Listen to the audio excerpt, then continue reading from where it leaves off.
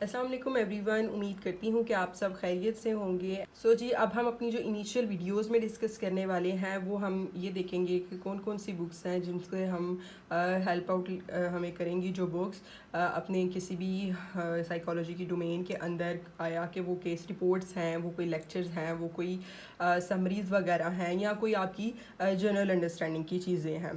तो जो सबसे पहले हमारे पास बुक आ रही है आज जब हम जिसको टच करने लगे हैं वो है DSM-5। अब DSM-5 को जो है diagnostic and statistical manual of mental disorders के नाम से भी जाना जाता है। मार्केट में इसका 5th एडिशन जो DSM-5 TR के नाम से आया है वो एक न्यूली जिसे कहते हैं कि फ्रेश्ड और रिवाइज्ड टेक्स्ट है हमारे पास, जिसके अंदर डिसऑर्डर्स तो वही हैं लेकिन उनकी थोड़ी बहुत टर्मिनोलॉजीज चेंज हुई हैं, कुछ कल्चरल फैक्टर्स चेंज हुए हैं और इसके साथ साथ कुछ जो है उन्होंने डिसऑर्डर के अंदर रद्दबदल, नाम के अंदर रद्दबदल किया है।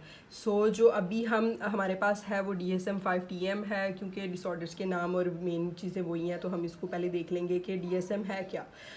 अब सबसे पहले हमें देखने के लिए ये पता चलता है कि DSM को हम जो साइकोलॉजी वाले हैं उनको ये अच्छे से बात पता है कि इस बुक को साइकोलॉजी की गुरु कहा जाता है। अब गुरु इसलिए कहा जाता है क्योंकि ये मेन पैथोलॉजी को हिट करती है।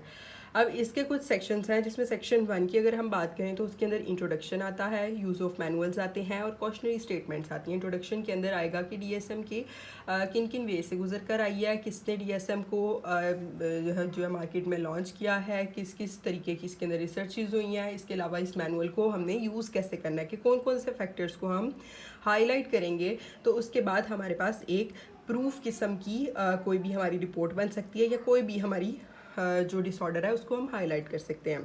सेकंड सेक्शन के अंदर अगर हम बात करें तो वो आ रहे हैं आगे से सारे के सारे डिसऑर्डर्स डायग्नोस्टिक क्राइटेरियाज के साथ और उनकी कोडिंग के साथ। अब कोडिंग को हम एक अलग लेक्चर के अंदर डिस्कस करेंगे जिसमें हम देखेंगे कि ICD के अकॉर्डिंग किस किस डिसऑर्डर को कौन कौन से कोड दिए गए हैं। ये हम जब साथ साथ अपने डिसऑर्डर्स को पढ़ेंगे तो हम उसमें भी देखेंगे।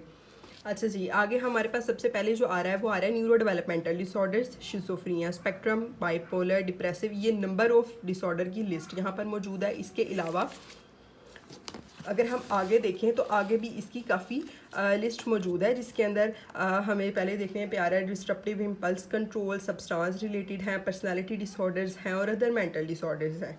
अच्छा जी, सेक्शन 3 की अगर हम बात करते हैं इमर्जिंग मेजर्स एंड मॉडल्स, यानी कि असेसमेंट टूल कौन से हैं, कल्चरल वेरिएशंस कौन कौन सी आ रही हैं, DSM-5 के मॉडल में जो पर्सनालिटी डिसऑर्डर्स हैं उनमें कौन कौन सी चेंजिंग आ सकती हैं और कंडीशंस कौन कौन सी हैं कि हम फर्दर इसके ऊपर स्टडी कर सकते हैं। ये हम एज अ देखते हैं, ये जो कंडीशंस हैं इनको हम अपने लिटरेचर रिव्यू के अंदर भी देखते हैं कि कौन कौन से गैप है कि अगर आप फर्दर फ्यूचर में स्टडी करना चाह रहे हैं तो आप इनको फिल आउट करेंगे। जी आगे हम लोग अगर देखें तो DSM-5 की क्लासिफिकेशन में पहले न्यूरो डेवलपमेंटल डिसऑर्डर्स पे वो बात कर रहा है। अच्छा, ये एक चीज़ मैं आपको बताती चलूँ कि जो न्यूरो डेवलपमेंटल जैसे एक टर्म आ रही है, ये एक हमारे पास टर्म है, इसके अंडर बहुत सी ऐसी चीज़ें हैं जो वेरी कर रही होती हैं।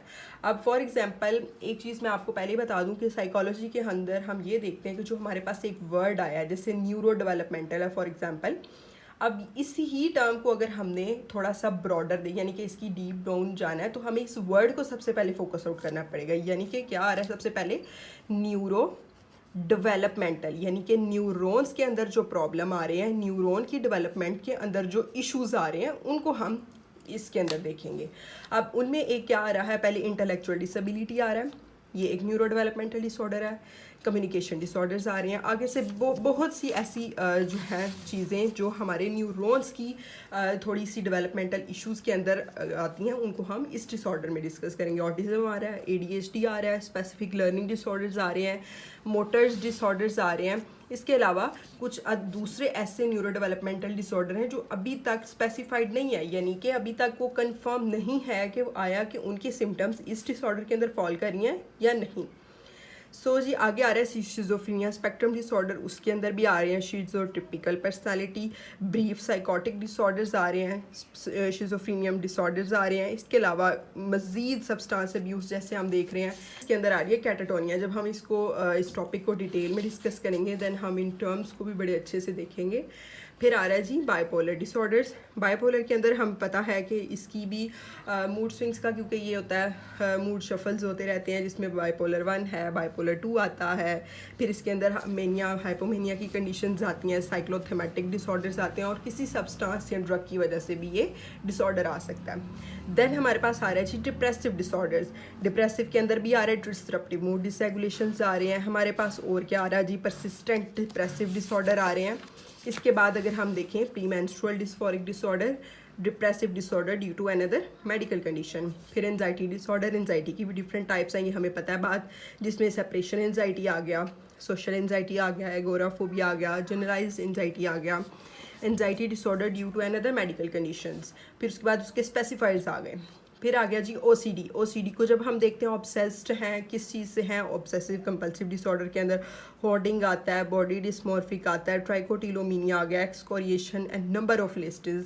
फिर हम अभी थोड़ा सा इसको ज़रा ओवरव्यू टाइप कर रहे हैं ताकि हमें पता चल जाए। अच्छा, एक चीज़ हो रहा है कि हम लोग इस चीज़ को क्यों अभी डिस्कस कर रहे हैं। हमारा ये डिस्कस करने का मतलब है कि हमें एक डीएसएम का ओवरव्यू हो जाए, क्योंकि जब बच्चे न्यू ये बुक को पकड़ते हैं तो वो एकदम से शॉक्ड हो जाती हैं। ओ माय गॉड, इतनी मोटी बुक हम कैसे पढ़ेंगे, ये सारा कैसे कवर करेंगे, बड़े से क्वेश्चंस आते हैं।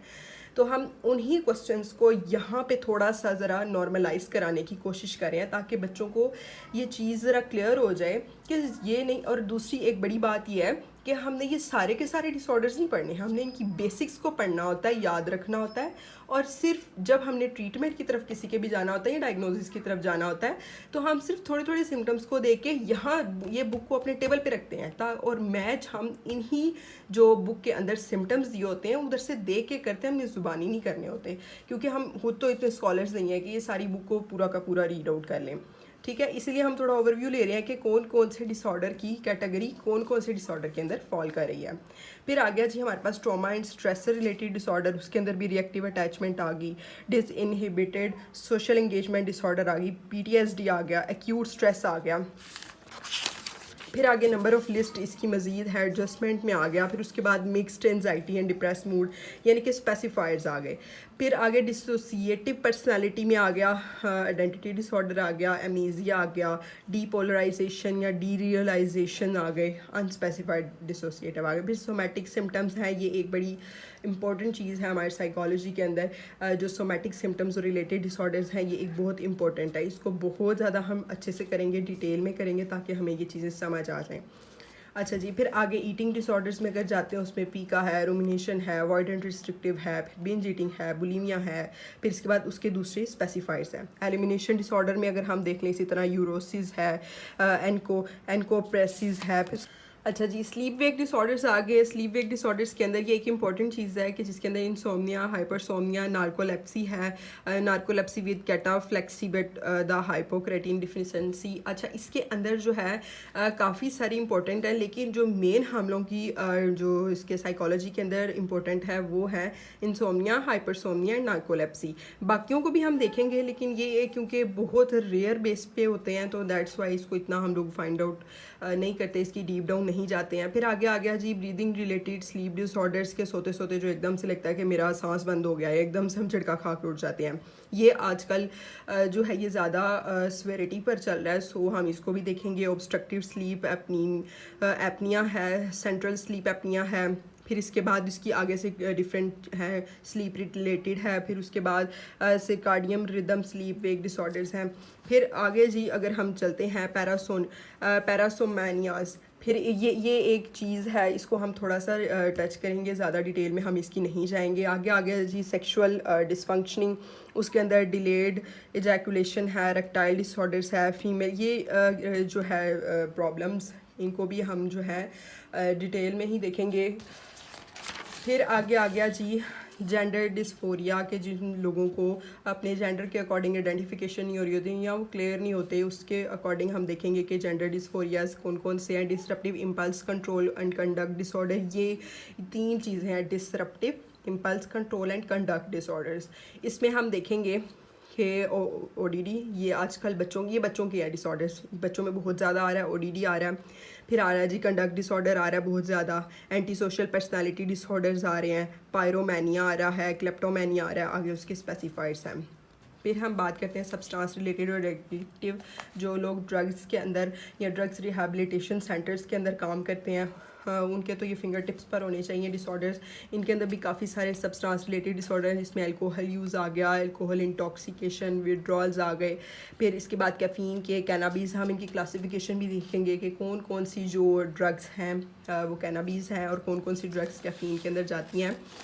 फिर जनाब इसमें हम देखेंगे कैनाबीज़ इंटॉक्सिकेशन, विड्रॉल्स, और फिर इसके बाद इसके आगे अदर हेलुसिनोजेंस जितने भी हैं ड्रग्स की वजह से डिलूजन्स और हेलुसिनेशंस हो रही होती हैं, उनको देखेंगे, उनके स्पेसिफाइड्स को फाइंड आउट करेंगे। फिर आगे हम देखेंगे जो मेन आगे इंपॉर्टेंट आ रही है वो है न्यूरोकॉग्निटिव डिसऑर्डर्स, जिसके अंदर पहले आ रहा है डिल्यूरियम आ रहा है, सब्सटेंस इंटॉक्सिकेशन, डिल्यूरियम, विड्रॉल है, मेडिकेशन इंड्यूस्ड है और अदर मेडिकल कंडीशंस में साथ देखेंगे।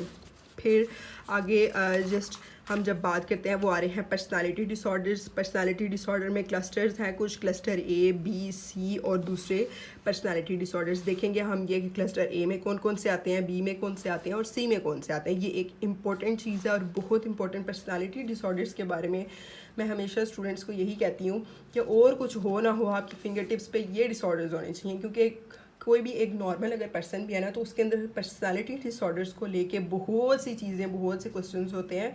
You have to solve that questions. Paraphilic disorders हैं जिसके अंदर आगे उसकी कैटेगरीज आ रही हैं और दूसरे मेंटल डिसऑर्डर्स आ रहे हैं। बस यहाँ पर अब ख़त्म होता है हमारा DSM की मेन कैटेगरीज और आगे शुरू होती हैं कोडिंग्स, जो कि ICD के अकॉर्डिंग हमें DSM में दी गई हैं। हम इतना ही डिस्कस करेंगे आज की वीडियो के अंदर। नेक्स्ट इंशाल्लाह वीडियो में हम इसका इंट्रोडक्शन, इसका मैनुअल और डिसऑर्डर्स को स्टार्ट करेंगे। आई होप आपको ये वीडियो पसंद आई होगी। अगर आपको वीडियो पसंद आई